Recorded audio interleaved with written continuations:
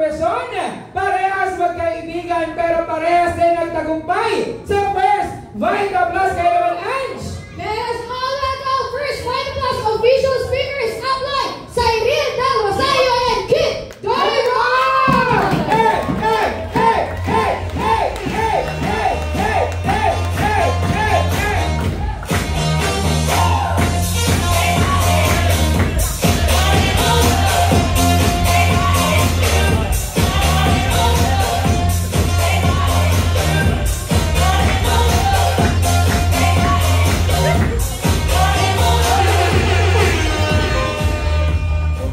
So, magandang lalaki po ako sa inyo lahat.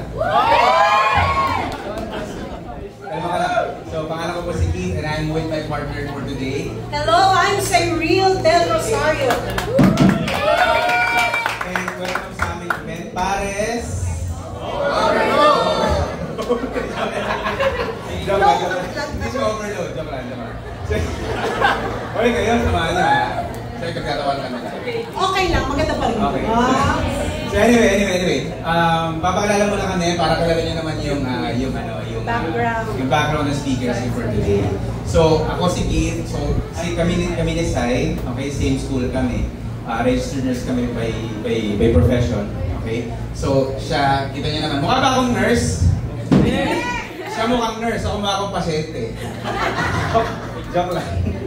So, ngayon, kwento mo naman, Sai, paano mo na-introduce sa'yo sa First Vita Plus? Or paano dumating sa buhay mo si Vita? So, same school kami ni Kit Dorimon. So, from Manila Doctors kami. Ako batch 2009. Si Kit ay batch 2011, yeah, right? 2011. So, paano ako napunta dito sa First Vita Plus? Kasagsagan, no, nung nagre-review ako sa board exam, nung nakilala ko si First Vita Plus. So, walang nag-invite sa akin. Syempre, kadalasan sa ating mga kabataan, itatarget natin yung isang kaibigan natin para makilala yung opportunity, yung product ng First Vita Plus. Pero that time, nung nagre-review ako, no, napadaan lang ako sa isang tindahan and then, na-curious ako. No, yung tindahan na yun may tarpaulin ng First Vita Plus. Tapos sabi ko gano'n, ano ba yan? No, gulay daw na ginawang juice. So from there, ano nangyari? So, from there, bumili ako ng 3 sachet ng First Vita Plus, no? And then, tinitipla daw yung sachet na yun sa isang basong tubig. Because of curiosity, na bilang isang nurse, no, sabi ko, ano bang lasa nito? Ano bang lasa ng gulay na juice na to? So, pag uwi ko sa bahay, tinimpla ko yung product, timpla, inom. After 3 days, meron akong magandang effect na naramdaman. Anong effect na yun? So before, no, nung nagre-review ako ng board exam, constipated ako. May mga constipated ba dito katulad ko? Wow! Meron tayo dyan, left and right. Pag dumudumi ako, laging may fresh blood. Wow. Paborito kong uminom that time nung nagre-review ako ng board exam, yung mga energy drink. No? So may mga umiinom ba dito ng mga energy drink? No? Because of stress, no? Talagang nag-constipate ko. Pero nakita ko yung effect ng product, no? Good news, nag-iisang anak ako. Halata ba? Yeah! Sa akin na. So, Ginawa mo lahat? Yeah. No, pag sumisigaw ako sa comfort room, Ma! Ito na naman, no? Dumumi na naman ako na may kasamang dugo. Pero nung nakita ng mom ko, yung ganda ng product sa akin, binigyan niya ako pambili ng 1 box. Okay. So, ang ganda mo ng story mo kasi yes. Talagang nung na-take mo si First Vita. Pero naman natin si Sai.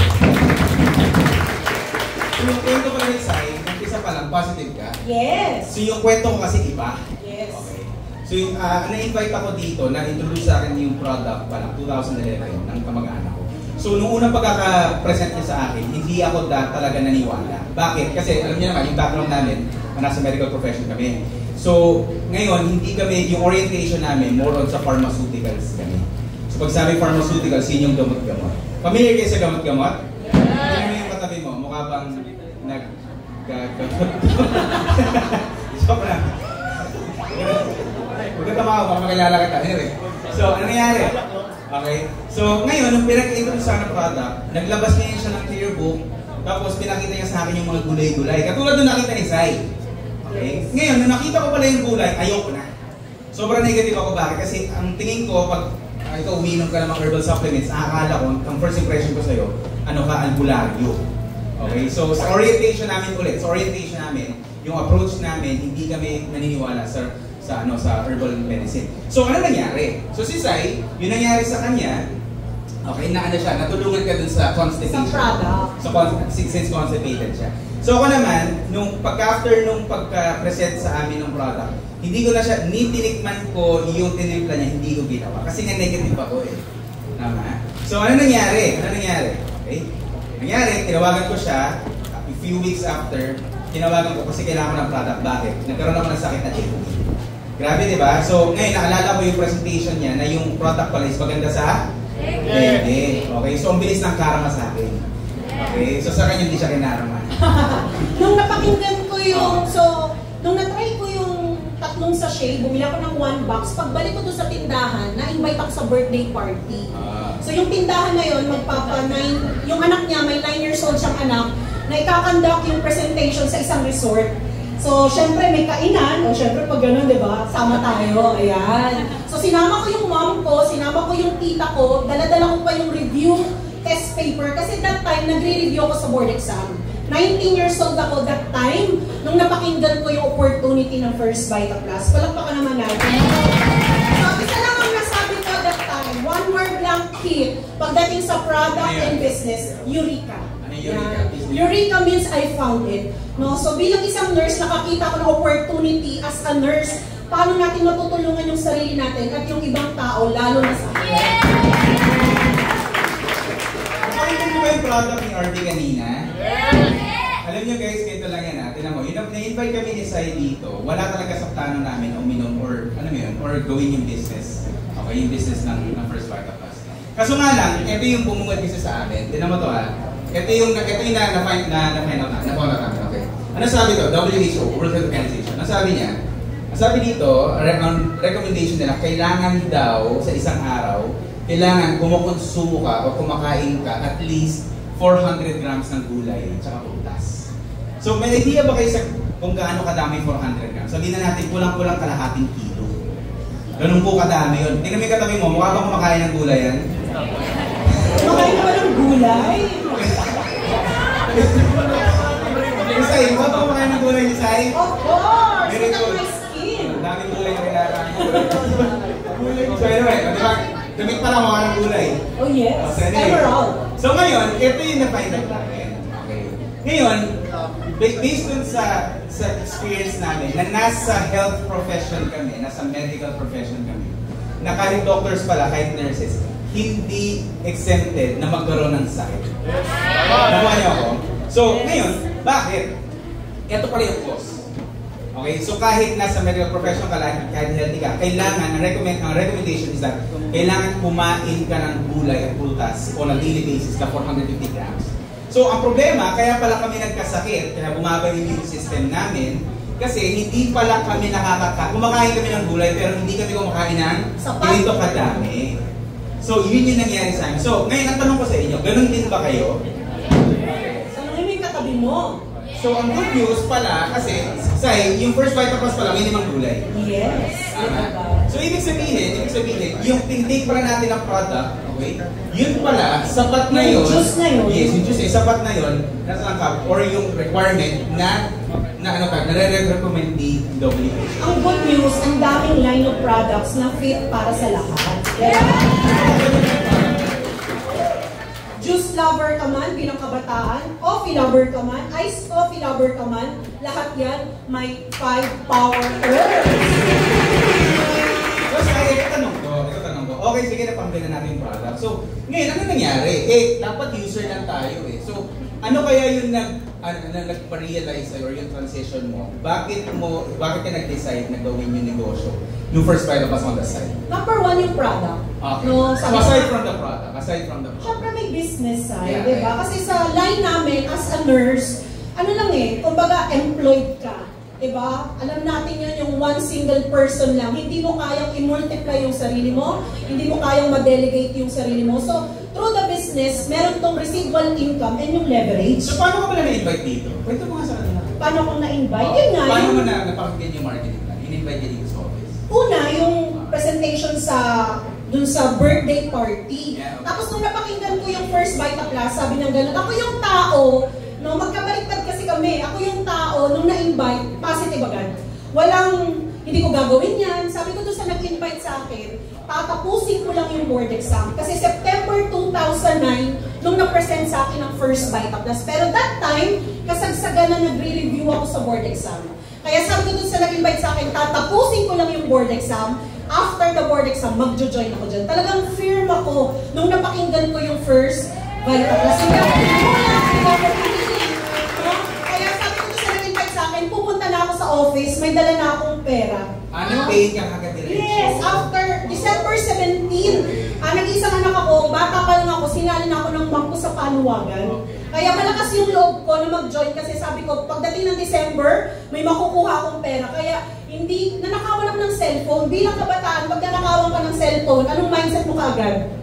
Siyempre, bibili ka kagad ng cellphone. Pero sa akin, ayan, pinampili ko siya ng power pack. Ang ganda ng kwento ni Sai, no? Ako naman, yung kwento ko, medyo unusual eh. Yeah. Yung kwento naman. Ngayon, ang nangyari sa akin, di ba positive ako sa product? Kwento ko sa inyo. Kung nasusundan niyo yung kwento ko, naging positive ako sa product. Ngayon, yung nag-imbita sa akin, pilit akong pinipresentan or ipa-pay-in. So si Sai, kung mapapansin niyo yung kwento niya, sobrang hindi nahirapan yung nag-invite sa akin. Yes. Sa akin po, sobrang nahirapan. Bakit? Kasi hindi talaga ako naniniwala. Akala ko sa negosyo na to racket eh. Okay, akala ko sa negosyo na to. Alam mo yun, parang, ngayon, ang Sai, dinala ako dito sa office. Ay, hindi ko makakalimutan. Alam niyo kung ano? Yung nagpapaliwanag that time, kumikita the 200,000 pesos per week. Alam mo yung nakakabaliw dito, makinig na mabuti ha. 200,000 pesos per week. Ang hindi pa ako makapaniwala kasi yung pakilala niya, janitor siya sa PGH. Kailangan niya nun. Pag hindi pa ako makapaniwala, ang pinakakabaliw dito, alam niyo kung ano? Kasama natin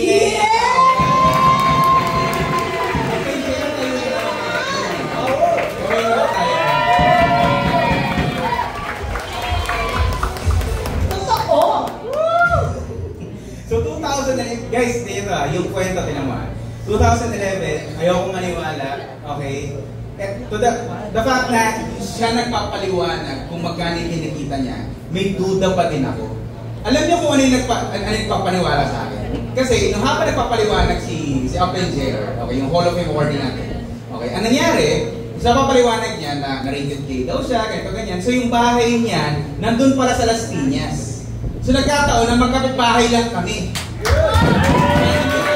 So ano nangyari? Sa sobrang negative ko, pinuntahan ko talaga siya sa bahay.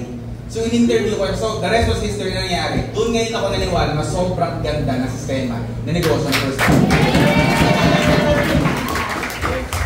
So ngayon, from negative na nagsimula lang ako sa product, okay, na sobrang negative lalo na nung pinresent sa akin si marketing. Compare kay Sai na all the way positive, na ako sobrang skeptic, ayoko maniwala talaga, nakala ko racket to. Ang nagpapaniwala sa akin, yung janitor natin ang Hall of Fame award.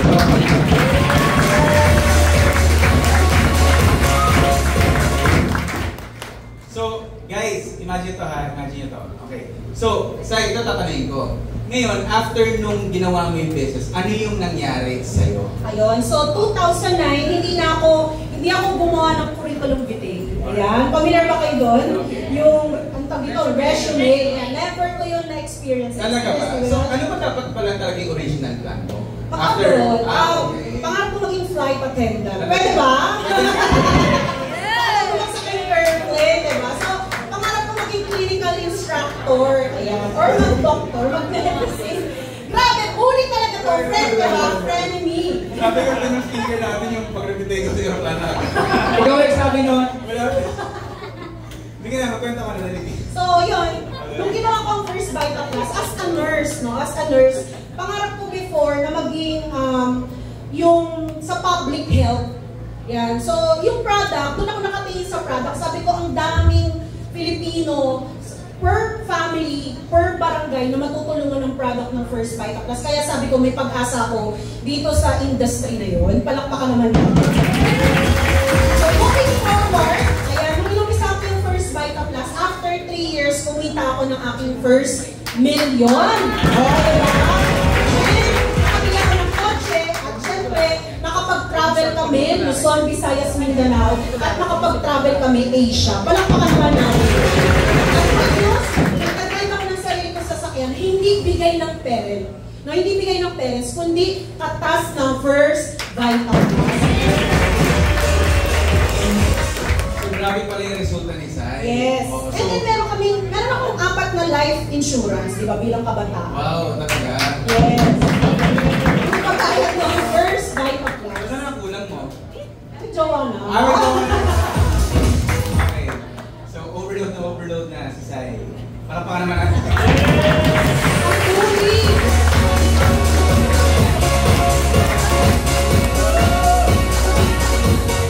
Pero, friendliness kami. Sobra. May love-hate relationship kami dalawa. Siya yung nurse, ako yung pasyente. Sakit sa utak eh. Anyway. So anyway, yung kwento. Ako yung crazy. Siya yung introvert, ako yung extrovert. The not so nonchalant person. So anyway. So ako naman, yung kwento ko, since ikaw, Sai, di ba, kanina kasi pinag-uusapan namin ni Sai. Nasabi ko sa kanya, we're not supposed to be here. Bakit? Kasi ang original plan ko talaga, okay, siya, di ba, maging flight attendant. Ako naman, mag-proceed sa medicine. Okay? So yun talaga yung original plan namin. Ngayon, so kung ikaw nakaupo dyan, nabisita ka or bisita namin, so bakit yung dalawang medical professionals na to, na nagsasalita sa harapan ninyo, nag-change yung trajectory ng future?